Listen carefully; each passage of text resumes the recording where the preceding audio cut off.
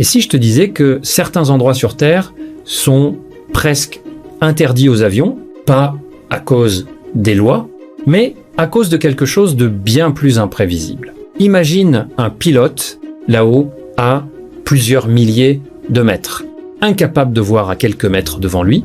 Dans certaines régions extrêmes, tout peut disparaître en un instant. Plus de repères, plus d'horizon, le ciel, le sol, tout devient blanc. Un phénomène qu'on appelle le whiteout. Impossible de distinguer quoi que ce soit. Et dans ces conditions, même les pilotes les plus expérimentés peuvent perdre totalement leurs repères. Mais ce n'est pas le seul problème. Et c'est là que ça devient vraiment inquiétant. Le terrain lui-même peut devenir un piège. Des montagnes invisibles, des reliefs impossibles à anticiper. Des zones où se poser devient presque impossible en cas d'urgence. Pas de piste, pas de marge d'erreur.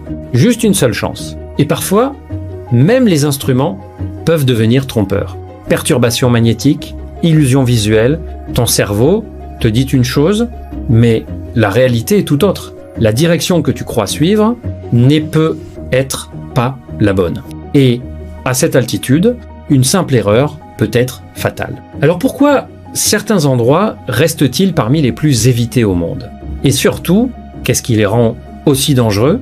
N'oubliez pas de vous abonner, Cas ferait plaisir.